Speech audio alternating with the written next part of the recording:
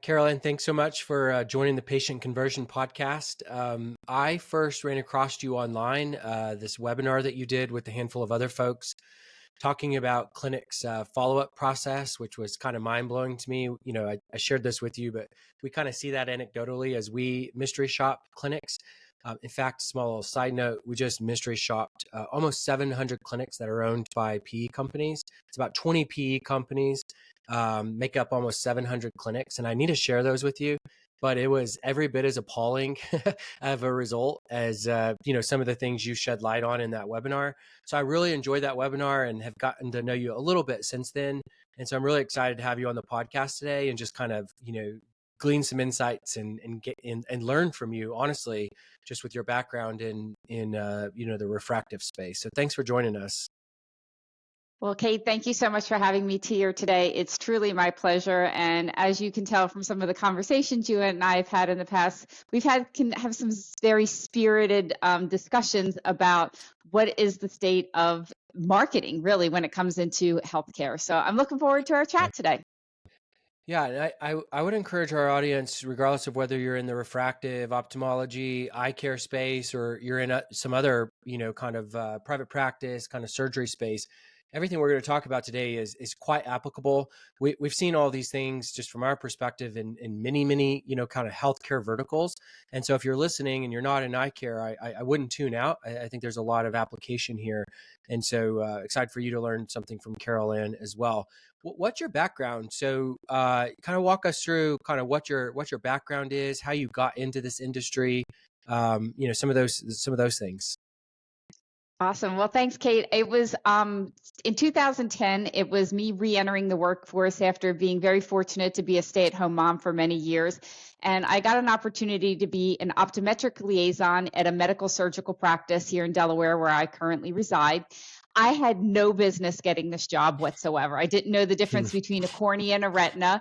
But when I interviewed, what I did is I understood people, and I recognized that building a referral-based business was all about relationships and listening to what the optometrists needed and wanted and how we could service them, as opposed to going out and being promotional about our business, because I didn't know how to promote it because I didn't even understand it. So I did that for several years, and I kind of worked my way through the clinic when my kids could start driving and didn't need me to pick them up after school every day. I took on a more leadership role, and we were starting to launch a lot of new technology. And one of the technologies they were putting out was a product that we had a very successful launch with, and I actually got recruited away by that company. However, and I won't name anything, but they had some clinical issues, and unfortunately, no matter how good you are at business development, if the product doesn't work as described for patients, unfortunately, it's not viable. And at that point, we all got laid off, but ZEISS was putting together their team for SMILE. They just got their FDA approval, and they were looking for some business development on how to market the procedure, as well as patient education and awareness there. So I got the job. I've been with them. It'll be 8 years in February. So I've been with them since the launch, and I'm truly passionate about what I do. So I love it. So unpack a little bit more about what you do for ZEISS. So what's your specific role? Who are you primarily working with? Kind of unpack that for us. Yeah, great. So I am specifically on the practice development side, which means we have 3 pillars that we focus on, which is patient attraction. So we help them with their marketing, their SEO, which is how you and I got to be acquainted, on how can we help them with lead conversions and messaging out there. Then the internal part of it is that patient conversion. What happens when the phone rings or a patient walks through the clinic, whether it's for a consultation, or just for awareness to learn more if they're a candidate? How do we communicate and educate them and ultimately get them on our surgery schedule? And then the last part is the referral. How can we build a business of word of mouth referrals and optometrics? So even if you're not in the ophthalmology space, likely you have primary care physicians that you work with that are sending you patients in any types of specialties. So how do we leverage that with good patient outcomes and education? So that's what we focus on. And specifically at ZEISS, it's for practices and surgeons who've invested in our refractive technology, which is our VisuMax laser, to do the procedure. So we support them on this. And this is actually a free service that we offer to our customers. Huh, that's incredible. Do you know the backstory? Like, it seems like a lot of technology companies would just like sell a piece of technology. Like, you need this piece of technology. We have this technology. It costs X amount. Here it is. We'll service it. I wonder the backstory on. I mean, because that's a lot of additional value that you're bringing those clinics that are working with you. So I wonder what the backstory on that is. It was started years ago by another laser company, and it's one of those all boats rise in a high tide, especially patients. You know, the more you can Hmm. educate patients about your technology, and you know, patients want to be educated and respected as a consumer as well as a patient. So, how can we Hmm. make them feel confident in not only the outcomes and the technology, but that whole process of having elective vision correction surgery? Um, and you know, I'm sure there's other industries that work the same way as we do, is that our surgeons do pay a licensing fee every time they use our technology. So every time they use it, it's a win for ZEISS and for Hmm. the company. So the more they use it, the more value there is to us. So that's my job, is to get them to use it more often. That's really good. Yeah, no, that makes a lot of sense. So, with that, talk a bit about some of the industry observations you're seeing. You're working with a lot of clinics. You're providing way more to them than just technology, as you just shared. So, what are some of the takeaways, or what are some of the things you're seeing kind of across the industry as you're working with these different practices? So specifically in the industry right now, you know, we're challenged. You know, we've got. I'm sure some other industries are the same and being seasonal. But the summertime is really hard for refractive surgeons. Patients are on vacation, they're getting kids ready back to school, they're just a little distracted. And previously, before Smile, like the recovery time was a little bit longer. So it kept people out of water, which, you know, is a very popular summertime activity. Um, so we have that we're struggling against right now. Of course, consumer confidence in the economy is affected, especially in the demographics of patients for refractive surgery in that 18 to 45-year-old range. You know, their disposable income might not be as free as it might have been in the past. Election years always just put a little bit of less confidence in consumers as well. So Hmm. we're struggling with some of that right now, but you know, we also try to look, Kate, as we've discussed in the past, that there's still patients out there every day. So now we might have to work a little bit harder to convert and engage these patients to get them to commit to having a procedure now, as opposed to a longer cycle of consideration. No, it makes a lot of sense. How would you say clinics, or in your observation, these practices are responding to some of those challenges, maybe specifically from a marketing perspective? If lead volume is down, if engagement of those new patient leads is down, if conversions are down, how do you see clinics responding to that? And maybe what are some things they're doing to try to maximize the opportunity despite some of the challenges that you just shared? You probably have more insights into that than I do, because you are working Probably with not. people who are actually paying for their marketing. Yeah. But you know, there's it's all across the board. I mean, you have the type of practice that, hey, our volume's dropping, we need to up our marketing spend. You know, and then there's other people who like, oh, the economy's struggling, we're going to pull back off of it a little bit. Of course, you can make a case for either side of this. I personally of the mindset that, you know, if your numbers are down a little bit, put more effort into your marketing and try to drive more awareness, because I typically see that, you know, in these challenging times when you do have a lead, that this person's really interested. You know, they're not just kicking the tires out there because, like, passively on Facebook at 11 o'clock at night, your ad popped up. You know, people who are responding to me, to these leads now, to me, are a lot more at the bottom of the funnel as opposed to Mm, more of that top of the funnel. So use your marketing to attract people and higher quality leads, but dedicate the right people, the right amount of resources and the time to ensure that you're getting them in on your schedule in a very timely basis and engaging with them, like figuring out what yeah. their pain points are. Yeah. Yeah. No, that makes a lot of sense. I'd love to like share a few things I'm seeing on the marketing side. And then I'm really excited to jump into some of the things you've learned on clinic follow-up, especially, pulling from that great webinar that you did. I think you alluded to a few things, and it's exactly right. I kind of see two types of clinics.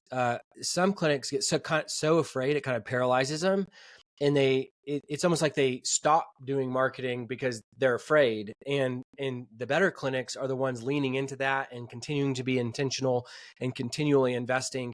They're not like investing blindly. It's not like they're just like throwing, things against the wall to see what sticks, but they're not afraid. They realize, yeah, this is a really challenging time. So therefore we're going to have to do more. We're going to have to try harder. We might have to invest more. We might have to be more intentional.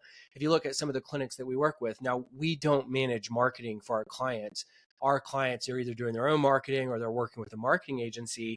But I can literally look at some of the lead volume of our clinics, and the ones that have really, really small lead volume are really, really hurting, but they're the ones investing the least in driving new patient volume. The ones that are investing the most, and this sounds so obvious, but it's not as intuitive to a clinic when they're struggling. They're investing heavily in, for example, digital ads. Therefore, their lead volume is higher. Therefore, they're getting more out of their marketplace, than others because of that investment and the risk that they're taking in that investment. And so it really is, I think, an issue of like running into the storm versus running away from the storm. Intuitively, I think you think, if I run away from this storm, if I run away from these challenges, I'm going to save myself. Actually, you're not. You're hurting yourself. When you run into the storm, and it's appropriate, I have a big bison behind me because that's what bison do. They run into the storm. You tend to get, more opportunities, and while everyone else is retreating, you're advancing. And I do think that is a very, very common thing we see in the clinics that thrive, even despite all the challenges that you adequately laid out. Well, and I always say to a doctor, I'm like, do you ever see ads for McDonald's or Nike? And they're like, look at me like I'm crazy. I'm like, and they're like, yeah, of course. I say, do you think McDonald's and Nike needs to advertise for awareness of their product? I'm like, it's just to keep patient people or their consumers, to keep them top of mind, so that if you're in your car at 11:30 in the morning, you're going to hear a McDonald's ad to realize like, hey, oh yeah, I think I'm hungry. I want a cheeseburger today and French fries. And the same thing with these refractive clinics. Like when your volume's down, this is the time that you need to put yourself out there in front of others and patients who really are interested, to let them know, like, yes, now's the time to take the leap, and this is who you need to call. Yeah, that's really good. It's spot on. Well, let's talk about lead follow-up, which is, what our entire business is built around. We've done a ton of mystery shopping. I know you've done some mystery shopping. Why don't you talk a little bit about your insights in terms of the clinics you observed and the webinar that you did? What are some of the insights you have just in terms of new lead follow-up with some of the practices you've researched and looked into? Absolutely. Well, thank you again for keeping this top of mind awareness too, about this is actually a challenge for a lot of practices. So this all kind of started, Kate, where we were kind of kicking around some ideas of direct to consumer marketing, and we were putting some efforts out there and realizing that we're generating leads, but we're not generating patients seeing better and having surgeries. So we started off by just like, hey, before we invest into another study, let's just see what these conversions are like if we are the patient and we go onto these clinics.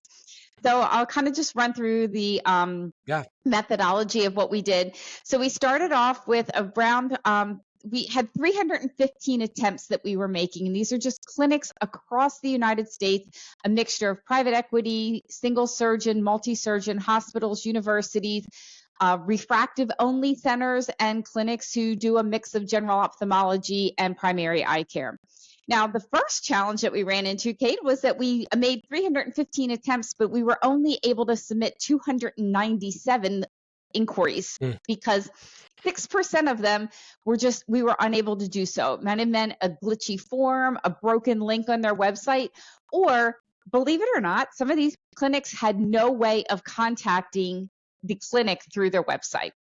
And again, going back to the demographics of our business, these are patients 18 to 45 years old. They are busy people. They don't their to-do list doesn't have call doctors on it every day. They're super busy taking care of their jobs and families, and it's very passive of how these things happen. So most likely it's after business hours.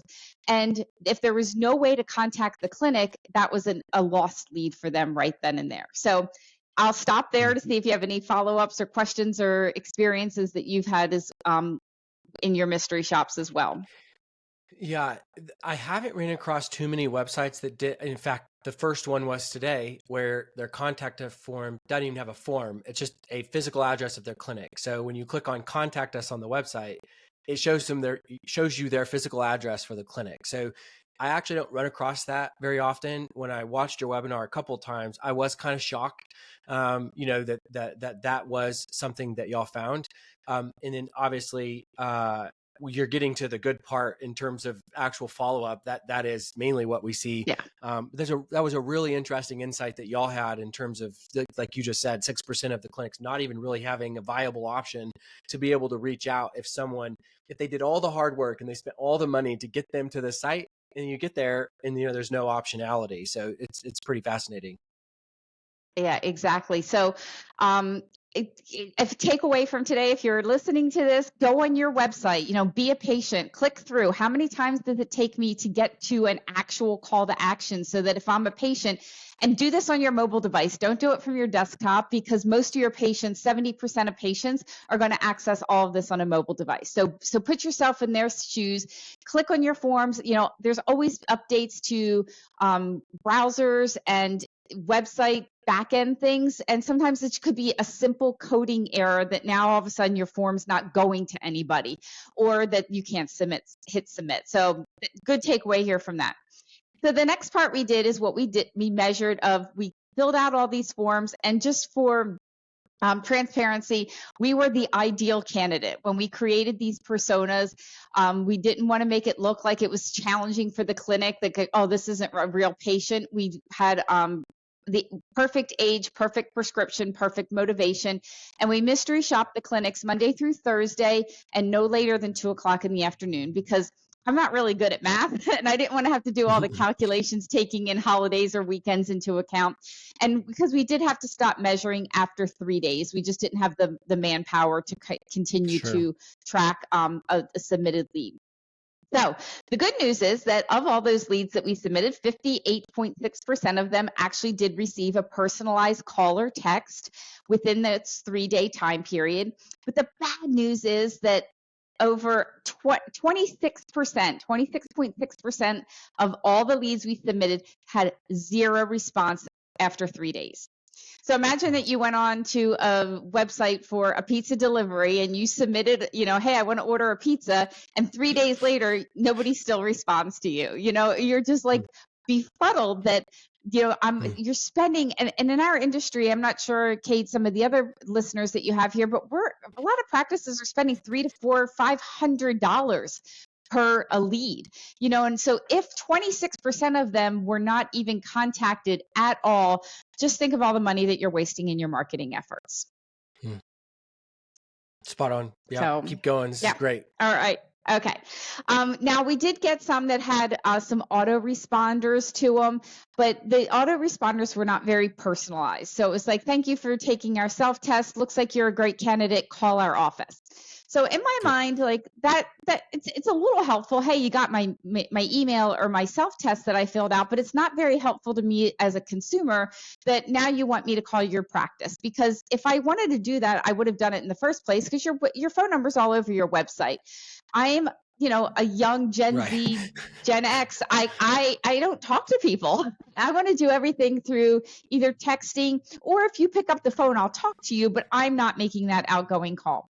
So I think that's a takeaway here from today is, look who you're trying to attract to your clinic or to your business, and then talk to those people that age. How do you want to be communicated with? Okay, the next thing we did was measure how quickly they responded. So we based all of this off of the Harvard Business Review that basically said that after 10 minutes, which is a really short amount of time, your chances of qualifying a lead after that 10 minutes dropped by 400%, which is just staggering. It's almost like you're not going to convert this lead. And the other metric too is that 78% of consumers will choose to do business with the first person who responds. So I think it's imperative that practices realize that you might not think you have the resources to dedicate somebody to managing all of your leads as a focus or the primary part of their job, but you can't afford not to do this, because even though you're responding to them, they might not be converting as well because you're not the first person to respond and to do so in a very personable manner. So only 14% of all the leads that we submitted were done in under that 10 minutes. So what was really interesting though about this is, as a follow-up to all of these mystery shops, we actually sent out a survey to several hundred doctors. And what was interesting is that 67% of the respondents believe that their clinics are responding in under that 10-minute time frame. Or, I'm sorry, in under an hour, not the 10 minutes. 60%, 7% in under an hour. So clearly there's a huge disconnect between what doctors or administrators think's happening in their clinic and what's actually happening. So another takeaway for here today is, again, fill out that form, put in a real phone number. It can be a fake email and fake name, but put in a real phone number and see, does somebody call you back and how quickly? And if somebody in your clinic isn't getting back to you within, I'll even give you 30 minutes, because I know people are busy in the clinic, but if ideally 10 minutes, maximum 30. If they're not, then I think you need to look at your processes and really reevaluate like how much money we're spending on marketing and what does that ROI look like. And then in a second, I'll kind of share some math with you on what this can look like for your clinic. Yeah, that'd be great. I guess a couple of quick questions for you if you gained insight. Did you gather, was anyone texting you back, or were you just waiting on like an email or a phone call?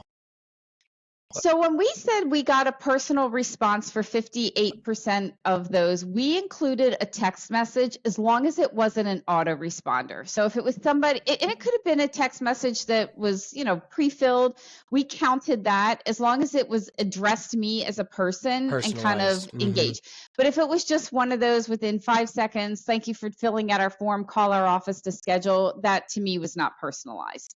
But text messaging, I'm totally cool with text messaging, but it has to be personal. Yeah, agree. Just from an kind of gut level, I wonder what do you think consumers prefer, even specific to this industry? Like, do they want a phone call, or do you think a personalized text message and the ability to communicate, and at least initially, back and forth via text? What do you think the consumer prefers? I'm going to throw that back one at you, because you're doing a lot more of these with patients. I think consumers just want to be engaged and somebody to reach out to them.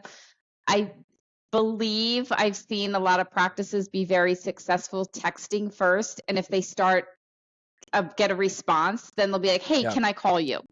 And it kind of gives that permission, because again, I'm old and I'm not answering my phone if I don't recognize your phone number in my address book. Same. So start off texting me, and then you've got me engaged, and then you've got my permission now. I'll talk to you. Conversation. I don't know. What are your thoughts about that? Yeah, well, our information is kind of all over the map right now. There's a lot of variables. I mean, a lot of people will engage via text, and a lot of people will answer their phone still. And so it really is dependent on that consumer. I think the more and more clinics that are using the entirety of our program, obviously we're going to have that really good data, and we'll be able to say, this is how many leads booked via text, and this is how many, booked via our patient concierge agent, which is obviously a real person who's, talking to them on the phone. And so, yeah, it's really kind of exciting. I would have bet a lot that people were more responsive to text, but our patient concierge agents are by far, the most important part of our program, not the text. And so that is something I can definitively say just from looking at the results. But that really surprises me. Like, if I have Verizon as a phone carrier, and if I have a problem with my phone, I never call the 800 number. I go straight to my online account. I start a live chat, and I want to problem solve it via live chat. Now, that might be a difference between solving a cell phone problem versus, investing, $10 to $20,000 in my eyes. But not really. I would rather text, not get on a phone call. So, yeah, we'll keep going. This is really good. What other insights were you going to share from your report? I do want to say one thing about what you just mentioned. I believe there's, I think, a place for both of these types of communication. I think there's a lot of consumers out there, and we do. I'm actually a certified DISC trainer, so understanding Oh, people's awesome. personalities. So Mm-hmm. somebody who is like the C in the DISC personality, the conscientious, the blue analytical person, they've done a lot of research. They have been on your Google reviews, on your website. They've talked to their friends and family. They've read every single piece of information. So by the time they pick up the phone, they're likely ready to schedule, and they might be able to do like just a texting transaction. Then you have somebody who's like an influencer, the yellow, that's just more like, hey, my friend told me about this, and like, what can you tell me about it? They're looking to build a relationship with you. They want to know more about, your practice and the doctor. Can I trust these people? Because those types of personalities already trust the technology. What they're trying to do is be more of the relationship builder. So I think there's a place for both of those. On a text, on a digital lead, you don't know what that person's personality is. So I think just by engaging them and letting them take the lead, I think you're going to be in a better position there. I think that's really profound. And we see the exact same thing. And that's actually why our product, we use multiple channels. So text, well, really AI, which is conversational, then personalized text, then email, and then phone call. And so we want to give them the optionality of how do you want to be communicated to, in which medium, do you want to come back and forth in?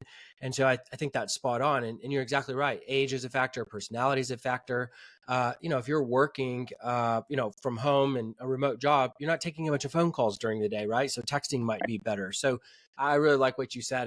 And that is why we built out multiple channels of communication within our system. And so that's really good. That's good insight. Awesome. And then I'll just kind of what the last part of like our study that I can talk about today is really what is the value of this to your clinic? And I think when you put things in numbers, as you're looking at P&Ls at the end of the month, but at the end of the day, you kind of have to dive a little bit deeper into your marketing because, and I'll tell, people this all the time, like you might have $1,000 ad that you're running in it's a senior citizen brochure or something that gets you 0 leads. So that $1,000 is wasted. But you might have a $10,000 digital marketing campaign that's generating 50, 60 leads for your clinic every month. And there's definitely a better ROI on that if you can convert those leads. So don't look at it as how much you're spending on your marketing. Look at how much is it bringing in. What is that conversion like? And so here's just one little tidbit of math here. If you can convert one extra lead a day, and this is in our industry, and our average price USP in the US is about $4,400 to have both eyes done with laser vision correction. So taking into account 247 working days for the surgeon, taking out holidays, weekends, and vacations, if you can convert one lead a day, at $4,400, it's an extra 1.1 million with an M dollars in revenue for your clinic. So look at this and be like, of course I can afford to hire somebody like Boost patients and have Cade manage my leads because they're going to get back to these patients in a very personalized manner. They're going to engage with them on their level of personality. And they're going to respond to them multiple times. And you work outside of the 9 to 5 business hours that many practices do, because we know that these leads are not all generated during business hours. They're mostly outside of that 9 to 5 time frame. So I think if you look at this of the potential there, you can't afford not to use a business like yours or to invest in marketing for your clinic.